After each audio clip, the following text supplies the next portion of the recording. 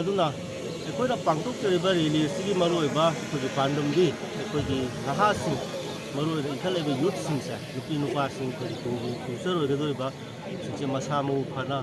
ꯑꯃꯁꯨꯡ ꯑꯩꯈꯣꯏꯒꯤ ꯄꯥꯡꯊꯣꯛꯀꯗꯕ ꯁꯉꯥꯏ ꯑꯁꯤꯒꯤ ꯃꯌꯥꯝꯗ ꯈꯪꯍꯟꯕꯒꯤ ꯑꯗꯨꯒꯨꯝꯕ ꯑꯩꯈꯣꯏ ꯄꯥꯎꯖꯦꯜꯗꯨ ꯄꯨꯔꯒ ꯆꯠꯀꯗꯕ ꯀꯩꯕꯨꯜ ꯂꯝꯖꯥꯎ ꯈꯛ ꯅꯠꯇꯅ ꯐꯪꯗ꯭ꯔꯕ ꯁꯨꯝꯕ ꯁꯉꯥꯏꯁꯦ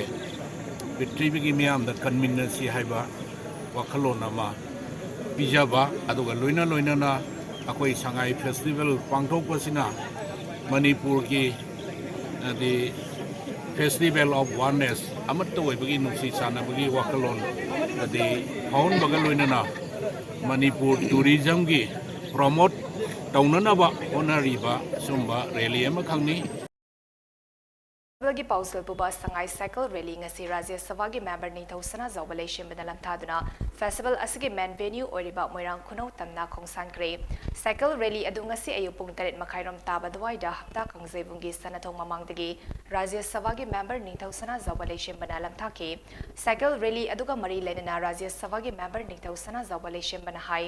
ꯁꯥꯏꯀꯜ ꯔꯦꯂꯤ ꯑꯁꯤ ꯍꯌꯦꯡꯗꯒꯤ ꯍꯧꯗꯨꯅ ꯄꯥꯡꯊꯣꯛꯀꯗꯧꯔꯤꯕ 11 ꯁꯨꯕ ꯃꯅꯤꯄꯨꯔ ꯁꯉꯥꯏ ꯐꯦꯁꯇꯤꯚꯦꯜꯒꯤ ꯄꯥꯎꯖꯦꯜ ꯄꯨꯕ ꯁꯥꯏꯀꯜ ꯔꯦꯂꯤꯅꯤ ꯔꯦꯂꯤ ꯑꯁꯤꯒꯤ ꯃꯔꯨꯑꯣꯏꯕ ꯄꯥꯟꯗꯝꯗꯤ ꯍꯧꯔꯛꯂꯤꯕ ꯅꯍꯥꯁꯤꯡ ꯃꯁꯥ ꯃꯎ ꯐꯅ ꯂꯩꯅꯕ ꯑꯃꯗꯤ ꯁꯉꯥꯏ ꯐꯦꯁꯇꯤꯚꯦꯜ ꯑꯁꯤꯒꯤ ꯄꯥꯎꯖꯦꯜ ꯃꯤꯄꯨꯝ ꯈꯨꯗꯤꯡꯃꯛꯇ ꯄꯤꯅꯕꯅꯤ ꯔꯦꯂꯤ ꯑꯁꯤ ꯃꯥꯏ ꯄꯥꯛꯄ ꯑꯃꯗꯤ ꯃꯄꯨꯡ ꯐꯥꯕ ꯑꯃ ꯑꯣꯏꯕꯇ ꯅꯠꯇꯅ ꯄꯥꯡꯊꯣꯛꯀꯗꯧꯔꯤꯕ ꯁꯉꯥꯏ ꯐꯦꯁꯇꯤꯚꯦꯜ ꯑꯁꯤ ꯃꯄꯨꯡ ꯐꯥꯕ ꯑꯃ ꯑꯣꯏꯔꯁꯅꯨ ꯍꯥꯏꯅ ꯅꯤꯡꯊꯧ ꯁꯅꯥꯖꯥꯎꯕ ꯂꯩꯁꯦꯝꯕꯅ ꯃꯈꯥ ꯇꯥꯈꯤ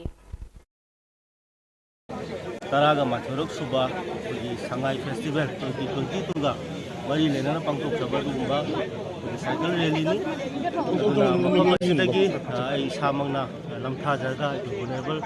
MLA ꯑꯩꯈꯣꯏꯒꯤ ꯂꯝꯊꯕꯥꯜ ꯑꯁꯤꯒꯤ ꯑꯩꯈꯣꯏꯒꯤ ꯑꯩ ꯏꯌꯥꯝꯕ ꯀꯔꯥꯝ ꯃꯁꯥꯃꯛꯁꯨ ꯁꯔꯨꯛ ꯌꯥꯕꯤꯒꯅꯤ ꯁꯤꯒꯨꯝꯕ ꯁꯥꯏꯀꯜ ꯔꯦꯂꯤ ꯑꯁꯤꯗ ꯑꯗꯨꯅ ꯁꯤꯗꯒꯤ ꯊꯥꯔꯒ ꯂꯝꯖꯦꯟ ꯑꯩꯈꯣꯏꯒꯤ ꯔꯦꯂꯤꯁꯤ ꯑꯩꯈꯣꯏꯒꯤ ꯁꯉꯥꯏ ꯅꯤꯡ ꯄꯥꯔꯛ ꯍꯥꯏꯗꯅ ꯀꯟꯅ ꯍꯟꯗꯛ ꯁꯦꯝꯒꯠꯂꯤꯕ ꯃꯣꯏꯔꯥꯡ ꯈꯨꯅꯧꯒꯤ ꯃꯐꯝ ꯑꯁꯤ ꯇꯥꯟꯅ ꯑꯩꯈꯣꯏ ꯆꯠꯀꯅꯤ ꯑꯗꯨꯅ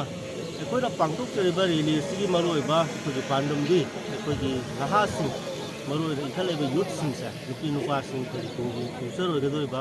ꯁꯤꯡꯁꯦ ꯃꯁꯥ ꯃꯎ ꯐꯅ ꯑꯃꯁꯨꯡ ꯑꯩꯈꯣꯏꯒꯤ ꯄꯥꯡꯊꯣꯛꯀꯗꯕ ꯁꯉꯥꯏ ꯑꯁꯤꯒꯤ ꯃꯌꯥꯝꯗ ꯈꯪꯍꯟꯕꯒꯤ ꯑꯗꯨꯒꯨꯝꯕ ꯑꯩꯈꯣꯏꯒꯤ ꯄꯥꯎꯖꯦꯜꯗꯨ ꯄꯨꯔꯒ ꯆꯠꯀꯗꯕ ꯑꯗꯨꯒꯨꯝꯕ ꯔꯦꯂꯤꯅꯤ ꯑꯗꯨꯅ ꯑꯩꯒꯤ ꯃꯥꯏꯀꯩꯗꯒꯤꯁꯨ ꯑꯁꯤꯒꯨꯝꯕ ꯔꯦꯂꯤ ꯑꯁꯤ ꯌꯥꯝ ꯃꯥꯏ ꯄꯥꯛꯄ ꯑꯗꯨꯒ ꯑꯇꯦꯛ ꯑꯀꯥꯏ ꯌꯥꯎꯗꯕ ꯌꯥꯝ ꯃꯄꯨꯡ ꯐꯥꯕ ꯅꯨꯡꯉꯥꯏꯕ ꯑꯗꯨꯒꯨꯝꯕ ꯔꯦꯂꯤ ꯑꯃ ꯃꯅꯤꯄꯨꯔ ꯃꯤꯌꯥꯝꯗ ꯂꯥꯛꯀꯗꯧꯔꯤꯕ ꯍꯌꯦꯡꯗꯒꯤ ꯍꯧꯒꯗꯧꯔꯤꯕ ꯑꯩꯈꯣꯏꯒꯤ ꯐꯦꯁꯇꯤꯚꯦꯜ ꯑꯁꯤꯒꯤ ꯁꯉꯥꯏ ꯐꯦꯁꯇꯤꯚꯦꯜ ꯑꯁꯤꯒꯤ ꯄꯥꯎꯖꯦꯜ ꯄꯤꯕ ꯉꯝꯕ ꯑꯗꯨꯒꯨꯝꯕ ꯁꯥꯏꯀꯜ ꯁꯥꯏꯀꯜ ꯔꯦꯂꯤ ꯑꯗꯨꯒ ꯃꯔꯤ ꯂꯩꯅꯅ ꯇꯨꯔꯤꯖꯝ ꯀꯣꯔꯄꯣꯔꯦꯁꯟ ꯑꯣꯐ ꯃꯅꯤꯄꯨꯔ ꯂꯤꯃꯤꯇꯦꯗꯀꯤ ꯆꯦꯌꯔꯃꯦꯟꯁꯨ ꯑꯣꯏꯔꯤꯕ ꯂꯪꯊꯕꯥꯜ ꯑꯦꯁꯤꯒꯤ MLA ꯀꯔꯥꯝ ꯁ꯭ꯌꯥꯝꯅ ꯍꯥꯏ ꯁꯥꯏꯀꯜ ꯔꯦꯂꯤ ꯑꯁꯤ ꯂꯝꯊꯥꯕꯒꯤ ꯃꯔꯨꯑꯣꯏꯕ ꯑꯃꯗꯤ ꯃꯥꯂꯦꯝꯒꯤ ꯃꯐꯝ ꯑꯃꯠꯇꯗ ꯐꯪꯗꯕ ꯁꯉꯥꯏ ꯑꯁꯤ ꯀꯟꯃꯤꯟꯅꯁꯤ ꯍꯥꯏꯕ ꯋꯥꯈꯜꯂꯣꯟ ꯑꯗꯨꯒ ꯂꯣꯏꯅꯅ ꯃꯅꯤꯄꯨꯔ ꯁꯉꯥꯏ ꯐꯦꯁꯇꯤꯚꯦꯜ 2022ꯒꯤ ꯄꯥꯎꯖꯦꯜ ꯃꯤꯌꯥꯝꯗ ꯄꯤꯅꯕꯅꯤ ꯂꯣꯏꯅꯅ ꯁꯉꯥꯏ ꯐꯦꯁꯇꯤꯚꯦꯜ ꯑꯁꯤꯅ ꯃꯅꯤꯄꯨꯔꯗ ꯈꯨꯟꯗꯥꯃꯤꯟꯅꯔꯤꯕ ꯐꯨꯔꯨꯞ ꯀꯥꯡꯂꯨꯞ ꯈꯨꯗꯤꯡꯃꯛꯀꯤ ꯑꯃꯠꯇ ꯑꯣꯏꯕꯒꯤ ꯁꯛꯇꯝ ꯎꯠꯇꯨꯅ ꯂꯝꯗꯝ ꯑꯁꯤꯒꯤ ꯇꯨꯔꯤꯖꯝꯒꯤ ꯈꯣꯡꯍꯧꯗ ꯇꯣꯞ ꯇꯣꯞꯄ ꯏꯅꯣꯠ ꯑꯃ ꯍꯥꯞꯂꯤ ꯍꯥꯏꯕ ꯑꯗꯨ ꯈꯪꯍꯟꯅꯕ ꯁꯥꯏꯀꯜ ꯔꯦꯂꯤ ꯑꯁꯤ ꯄꯥꯡꯊꯣꯛꯄꯅꯤ ꯃꯁꯥ ꯃꯎ ꯐꯕ ꯈꯨꯟꯅꯥꯏ ꯑꯃ ꯑꯣꯏꯅꯕ ꯇꯨꯡꯗ ꯍꯧꯔꯛꯂꯤꯕ ꯅꯍꯥꯁꯤꯡꯅ ꯁꯥꯏꯀꯜ ꯊꯧꯕꯒꯤ ꯍꯩꯅꯕꯤ ꯊꯝꯂꯁꯤ ꯍꯥꯏꯅ MLA ꯀꯔꯥꯝ ꯁ꯭ꯌꯥꯝꯅ ꯃꯈꯥ ꯇꯥꯈꯤ ꯍꯥꯏꯔꯤꯕ ꯁꯥꯏꯀꯜ ꯔꯦꯂꯤ ꯑꯁꯤ ꯃꯔꯨꯑꯣꯏꯅ ꯂꯝꯊꯥꯕꯒꯤ ꯃꯔꯝꯗꯤ ꯕ꯭ꯔꯣ ꯑꯦꯟꯇꯂꯔ ꯗꯤꯌꯔ ꯄ꯭ꯔꯤꯊꯤꯕꯤꯗ ꯅꯦꯁꯅꯦꯜ ꯄꯥर्क ꯀꯩꯕꯨꯜ ꯂꯝꯖꯥꯎ ꯈꯛ ꯅꯠꯇꯅ ꯐꯪꯗ꯭ꯔꯕ ꯁꯨꯝꯕ ꯁꯉꯥꯏꯁꯦ ꯄ꯭ꯔꯤꯊꯤꯕꯤꯒꯤ ꯃꯤꯌꯥꯝꯗ ꯀꯟꯃꯤꯟꯅꯁꯤ ꯍꯥꯏꯕ ꯋꯥꯈꯜꯂꯣꯟ ꯑꯃ ꯄꯤꯖꯕ ꯑꯗꯨꯒ ꯂꯣꯏꯅꯅ ꯑꯩꯈꯣꯏ ꯁꯉꯥꯏ ꯐꯦꯁꯇꯤꯚꯦꯜ ꯄꯥꯡꯊꯣꯛꯄꯁꯤꯅ ꯃꯅꯤꯄꯨꯔꯒꯤ ꯐꯦꯁꯇꯤꯚꯦꯜ ꯑꯣꯐ ꯋꯥꯟꯅꯦꯁ ꯑꯃꯠꯇ ꯑꯣꯏꯕꯒꯤ ꯅꯨꯡꯁꯤ ꯆꯥꯟꯅꯕꯒꯤ ꯋꯥꯈꯜꯂꯣꯟ ꯐꯥꯎꯍꯟꯕꯒ ꯂꯣꯏꯅꯅ ꯃꯅꯤꯄꯨꯔ ꯇꯨꯔꯤꯖꯝꯒꯤ ꯄ꯭ꯔꯣꯃꯣꯠ ꯇꯧꯅꯅꯕ ꯍꯣꯠꯅꯔꯤꯕ ꯁꯨꯝꯕ ꯔꯦꯂꯤ ꯑꯃꯈꯛꯅꯤ